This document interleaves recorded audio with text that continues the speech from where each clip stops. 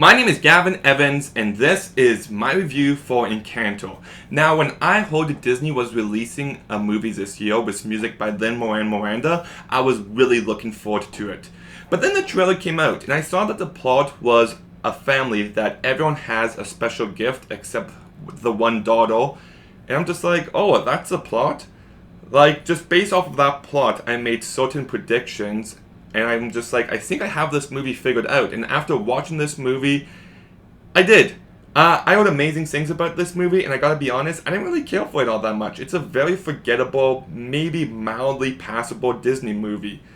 Just like I said, I had everything figured out. As soon as I heard what the plot was, it's this one person who doesn't have a gift, and the directions it would take, I was correct on all of them.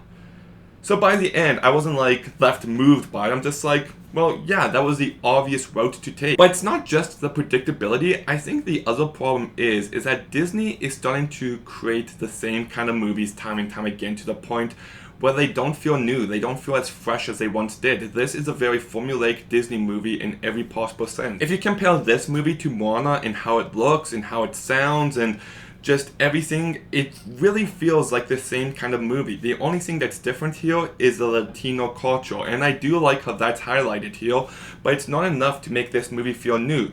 I just feel like out of all these characters, this main character specifically, this kind of story, this kind of animation, it's all been done before.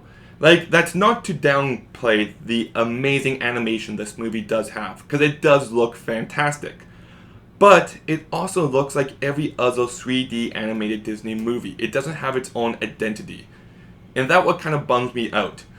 There's moments where people are sitting and they go into some more creative uses of the animation, but even now I'm just like, yeah, I've seen this kind of stuff before. It's kind of lost its wow factor. And I also thought the story to this movie was incredibly underwhelming. Like, not to get into it too much, but the main plot of this movie is that this candle is starting to fade out a bit, and the main girl wants to find out why.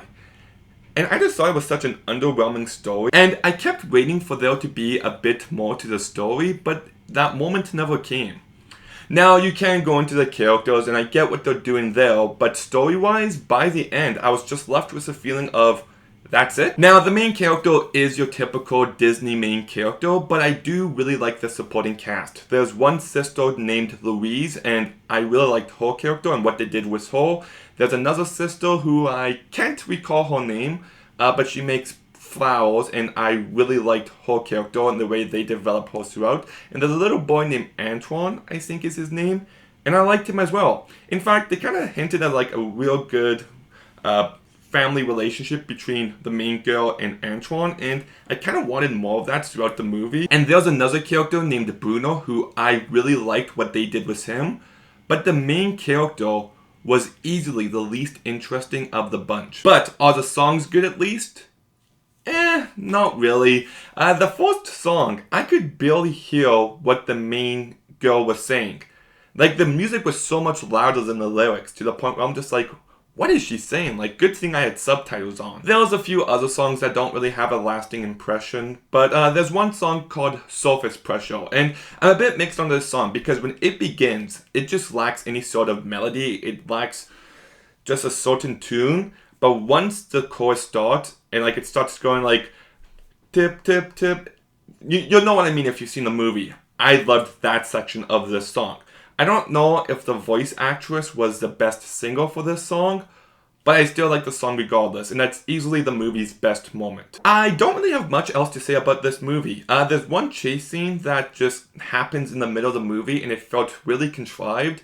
There's two different instances where the main girl makes a jump, and then right after she makes the jump, the ground starts to break away from below her, which I thought was overdone.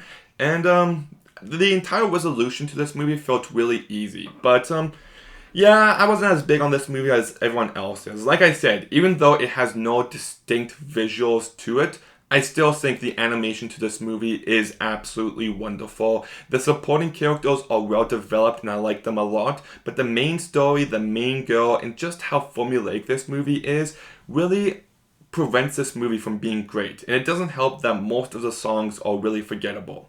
So anyways, I'm going to go ahead and give Encanto a 5 out of 10.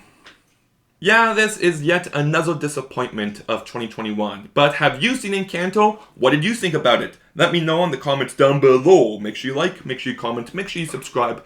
Stay tuned for some more videos soon. And Gavin, out.